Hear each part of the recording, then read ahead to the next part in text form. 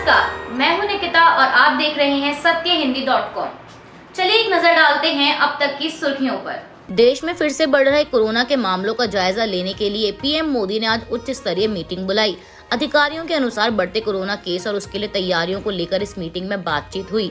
बता दें, भारत में पिछले 24 घंटों में 1134 कोरोना के नए मामले आए हैं, जिसके बाद एक्टिव केस की कुल संख्या बढ़कर 7026 पहुँच गई है। प्रधानमंत्री मोदी के रेडियो कार्यक्रम मन की बात के 100वें एपिसोड को भाजपा ने भव्य रूप देने का काम शुरू कर दिया है।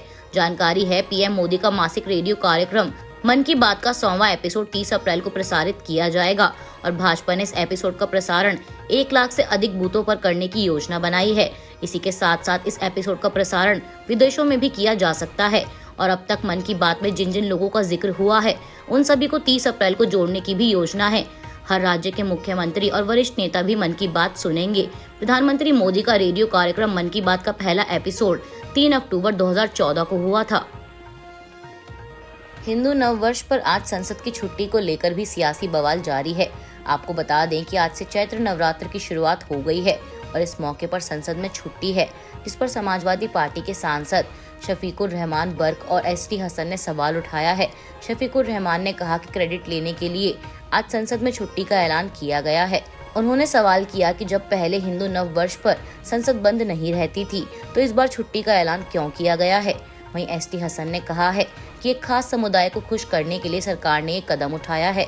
शफीकुर रहमान ने कहा कि पहले तो कोई छुट्टी होती नहीं थी, लेकिन इस वर्ष क्योंकि इनकी संसद चल नहीं पा रही है, इनके एमपी नहीं चलने दे रहे, हमारी मांग तो ये है कि हमें जेपीसी चाहिए। सवाल उठता है कि लेकिन ये बात इनको सोचनी चाहिए कि इस पर उंगली उठेगी। ठीक है, आपकी संसद नहीं चल पा रही तो कल को बंद कर देते हैं।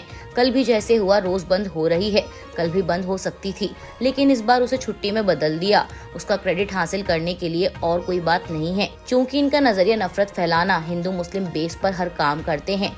हमारे इंटरनेशनल लेवल के बहुत बड़े जो त्योहार हैं, उनकी भी ये एक दिन की छुट्टी नहीं देते। वहीं समाजवादी पार्टी के मुरादाबाद से लोकसभा सांसद एसटी हसन ने रमजान को लेकर एक मांग रखते हुए कहा कि आज अगर नवरात्रि पर छुट्टी की है तो कल रमजान पर भी अवकाश होना चाहिए, जिससे मुसलमान को भी लगे कि सरकार उनकी भी है और मुसलमान भी इस देश के नागरिक हैं। उन्होंने कहा कि सिर्फ एक धर्म को खुश करने की नीयत से ये फैसला किया गया है, ऐसा करना ठीक नहीं है। ये सरकार सिर्फ धार्मिक भावनाओं पर सियासत कर वोट के लिए ये सब कर रही है। यूपी में आज से शुरू हो रहे नवरात्रि पर पाठ और रामायण पर एसटी हसन ने कहा कि रमजान के लिए भी कुछ हो, सिर्फ एक धर्म के लिए ना हो। दिल्ली सरकार आज अपना 9वां बजट पेश कर रही है। वित्त मंत्री के तौर पर कैलाश गहलोत ने बजट पेश करते हुए कहा कि यह बजट साफ, सुंदर और आधुनिक दिल्ली को समर्पित कर रहा हूं। दिल्ली सरकार ने पिछले 8 सालों में दिल्ली का चेहरा बदल दिया है। पिछले 8 सालों में पीडब्ल्यूडी ने 28 नए फ्लाईओवर, सड़कों और पुलों का निर्माण किया है। कैलाश गहलोत ने बजट पेश करते हुए कहा कि 1998 में दिल्ली मेट्रो का निर्माण शुरू होने के बाद 2015 तक 193 किलोमीटर था। पिछले 8 सालों में मेट्रो नेटवर्क बढ़कर 390 किलोमीटर हो गया है। स्टेशन 286 हो गए हैं। इसके साथ ही दिल्ली सरकार के वित्त मंत्री ने कहा कि दिल्ली का मौजूदा जीएसडीपी बढ़कर 10,43,759 करोड़ रुपए रहने की संभावना है। ये पिछले वित्त वर्ष के मुकाबले 15% अधिक है और रियल ग्रोथ रेट 9.18% रहने की संभावना है, जबकि राष्ट्रीय स्तर पर यह 7% रहने की संभावना है। दिल्ली की प्रति व्यक्ति आय राष्ट्रीय स्तर से 2.6 गुना ज्यादा है। यह सभी राज्यों में तीसरे स्थान पर है। 8 साल से सरकार ने दिल्ली की अर्थव्यवस्था में सुधार का प्रयास किया है। दिल्ली के आम निवासी की औसत आय देश में सबसे ज्यादा है। कैलाश गहलोत ने कहा कि 2022-23 में 76,800 करोड़ रुपए की तुलना में रिवाइज्ड एस्टीमेट 72,500 करोड़ रुपए रहा। 2023-24 के लिए मैं 78,800 करोड़ रुपए का बजट प्रस्तुत कर रहा हूं। यह पिछले साल की तुलना में 8.69% अधिक है। इसमें 56,983 करोड़ का रेवेन्यू एक्सपेंडिचर है और कैपिटल एक्सपेंडिचर के लिए 21,817 करोड़ रुपए हैं। दिल्ली में मोहल्लों तक आने जाने की सुविधाएं मुहैया कराने के लिए मोहल्ला बस योजना शुरू करने और शहर के 3 बस टर्मिनलों पर हवाई अड्डे जैसी सुविधाओं के विकास का प्रस्ताव दिल्ली सरकार के बजट में पेश किया गया है। दिल्ली के वित्त मंत्री कैलाश गहलोत ने बुधवार को वित्त वर्ष 2023-24 का बजट पेश करते हुए राष्ट्रीय राजधानी क्षेत्र में परिवहन सुविधाओं के विस्तार से जुड़ी घोषणाएं की। आपको बता दें कि परिवहन क्षेत्र के लिए 9,000 करोड़ रुपए से अधिक राशि बजट में आवंटित की गई है। वित्त मंत्रालय के अलावा परिवहन मंत्रालय का भी प्रभार संभालने वाले गहलोत ने अपने बजट भाषण में कहा कि 2025 तक दिल्ली में 10,480 बसों का बेड़ा तैयार कर लिया जाएगा। फिलहाल दिल्ली सरकार के बेड़े में 7,319 बसें मौजूद हैं। गहलोत ने कहा कि इनमें से 80% बसें इलेक्ट्रिक होंगी और शहर में मोहल्ला स्तर तक परिवहन सुविधा मुहैया कराने के लिए मोहल्ला बस योजना शुरू की जाएगी। इस योजना के तहत आगामी वित्त वर्ष में 100 मोहल्ला ई बसें उतारी जाएंगी, जबकि उसके अगले 2 साल में 2,180 बसें जोड़ी जाएंगी। उन्होंने कहा कि अगले 12 साल में मोहल्ला ई बसें लाने की समूची योजना पर कुल 28,556 करोड़ रुपए का खर्च होने का अनुमान है।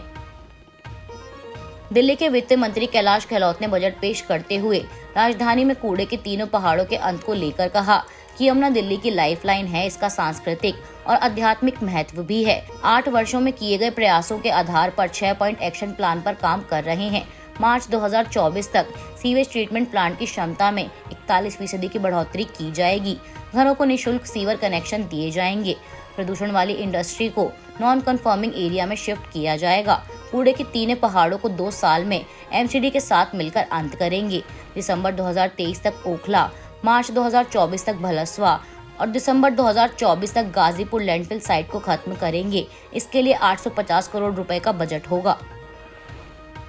खालिस्तानी समर्थकों के हमले और हिंसा से बचने के लिए बुधवार को लंदन में भारतीय उच्चायोग के बाहर सुरक्षा बढ़ा दी गई है। यहाँ अधिक पुलिसकर्मी और एक्स्ट्रा बैरिकेड्स लगाए गए हैं।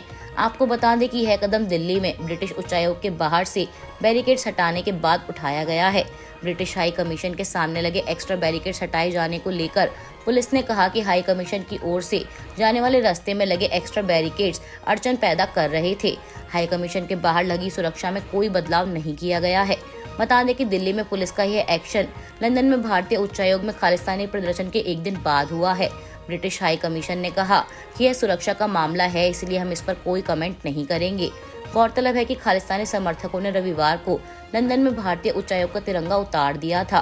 प्रदर्शनकारियों ने वारिस पंजाब डे के प्रमुख और खालिस्तानी समर्थक अमृतपाल सिंह समेत उसके साथियों पर पुलिस की कार्रवाई को लेकर विरोध जताया था। हालांकि भारतीय राजनयिकों ने इस घटना के कुछ ही देर बाद और बड़ा तिरंगा हाई कमीशन पर लहराया था। राजधानी दिल्ली के कई इलाकों में प्रधानमंत्री नरेंद्र मोदी के विरोध में आपत्तिजनक पोस्टर लगाए गए हैं। दिल्ली पुलिस ने इस मामले में बड़ी कार्रवाई करते हुए कुल 100 एफआईआर दर्ज की हैं और 4 आरोपियों को गिरफ्तार किया है। कुल दर्ज एफआईआर में 44 एंटी मोदी पोस्टर लगाने को लेकर हैं। पुलिस के मुताबिक पोस्टरों में प्रिंटिंग प्रेस का नाम नहीं लिखा था, इसलिए कार्रवाई बड़े पैमाने पर हो रही है। वहीं 2000 पोस्टर्स दीवार से हटाए गए हैं, जबकि 2000 जब्त किए गए हैं। इस मामले में अब तक 4 आरोपियों को गिरफ्तार किया जा चुका है, जिनमें से 2 प्रिंटिंग प्रेस के मालिक हैं। बता दें कि इन पोस्टरों पर लिखा था, मोदी हटाओ देश बचाओ। पीएम मोदी के विरोध में ये आपत्तिजनक पोस्टर दिल्ली के अलग अलग इलाकों में दीवार और खंभों पर लगे पाए गए। दिल्ली पुलिस ने आईपी स्टेट इलाके से एक वैन पकड़ी, जिसके ड्राइवर ने बताया कि उसके मालिक ने कहा था कि आम आदमी पार्टी मुख्यालय पोस्टर पहुंचाने हैं। वह एक दिन पहले भी आप मुख्यालय पोस्टर लेकर गया था। पुलिस के मुताबिक गिरफ्तार किए गए प्रिंटिंग प्रेस के मालिकों को ऐसे 50,000 पोस्टर छापने का ऑर्डर मिला था। ये शनिवार देर रात और सोमवार सुबह तड़के पोस्टर चिपकाते थे। इस मामले में सेंट्रल डिस्ट्रिक्ट में 2 एफआईआर हुई और 3 गिरफ्तारी हुई हैं। इसमें गाड़ी का ड्राइवर पप्पू, जिसमें पोस्टर थे, उसको गिरफ्तार किया गया। गाड़ी के मालिक विष्णु शर्मा को गिरफ्तार किया गया। साथ ही नारायणा से प्रिंटिंग प्रेस के मालिक को भी गिरफ्तार किया गया है। साथ ही बता दें कि दिल्ली पुलिस की इस मामले में कार्रवाई जमानती धाराओं में हुई थी, इसलिए सभी गिरफ्तार लोगों को जमानत मिल गई है। भारत और ऑस्ट्रेलिया के बीच तीसरा वनडे चेन्नई में खेला जा रहा है। टॉस जीतकर ऑस्ट्रेलिया ने पहले बल्लेबाजी करने का फैसला किया था और 49 ओवर में 269 रन बनाए। 270 के लक्ष्य के जवाब में भारत ने 10 ओवर में 1 विकेट खोकर 68 रन बना लिए हैं। बता दें, भारत और ऑस्ट्रेलिया के बीच चल रही वनडे सीरीज 1-1 की बराबरी पर है। अभी के लिए बस इतना ही। बाकी की खबरों के लिए जुड़े रहिए सत्यहिंदी.com के साथ।